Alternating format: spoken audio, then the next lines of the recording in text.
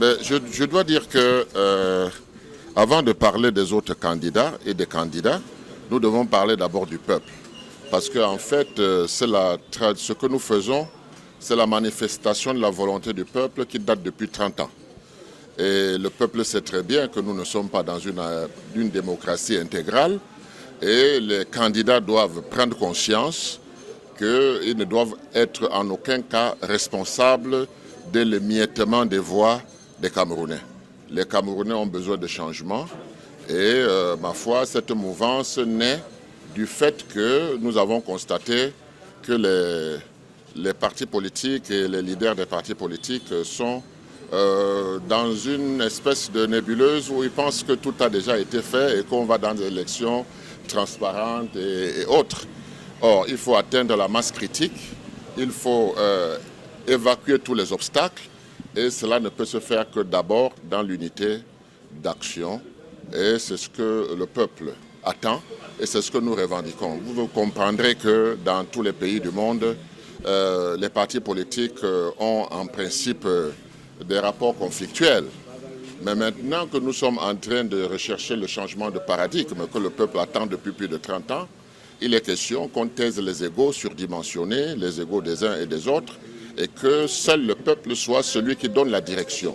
Il a attendu pendant 30 ans, je pense que 2025 c'est une opportunité pour le peuple d'obtenir ce qu'ils veulent. Les partis politiques doivent être conscients de cela, les différents candidats doivent être conscients de cela, et c'est ce qui nous anime et nous allons continuer à faire notre travail. Le bilan est très très positif, je peux le dire en ce moment, parce que nous sommes sollicités de partout, et que ce soit à l'intérieur ou à l'extérieur du Cameroun, que ce soit dans nos villages, le message commence à passer et je pense que ce sera le message qui va réconforter, qui va faire fuir l'abstention et qui va mobiliser les Camerounais afin qu'ils obtiennent ce qu'ils attendent depuis longtemps.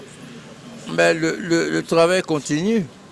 Tant qu'on n'est pas arrivé à l'objectif poursuivi, à savoir imposer une candidature forte et consensuelle, nous sommes obligés de continuer. On l'a dit tout à l'heure, la victoire est possible pour ceux qui entreprennent, mais la défaite est automatique pour ceux qui ne font rien. Voilà. Il y a encore beaucoup de travail, puisque le pays est grand, les intérêts sont grands, les groupes de pression sont multiples, et donc on a beaucoup de chemin à parcourir pour arriver à l'objectif poursuivi.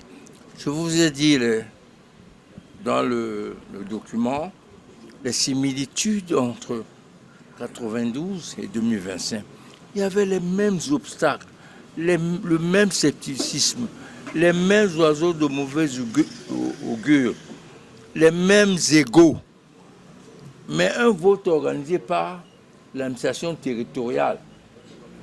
On a battu Biya. Aujourd'hui, il y a au moins EDECAM et la pression interne et externe. Comment ne pas y parvenir?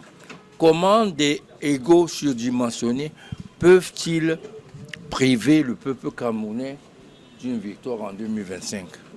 Voilà le nœud du problème. Je vous dirai sans embâche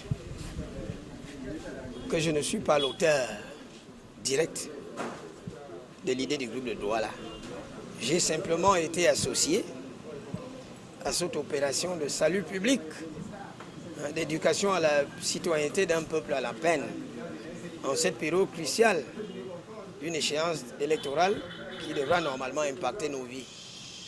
Et dans cet appel à l'élan politique, fait par l'un des leaders de l'opposition, certainement adossé sur le fait que ma société de membres de la société civile d'une visibilité certaine, compte tenu de mes positions contre ce pouvoir mortifère qui dure et perdure, a fait en sorte qu'on vienne à moi.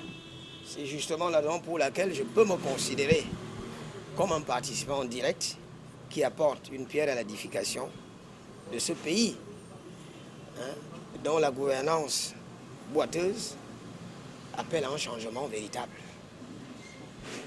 Merci.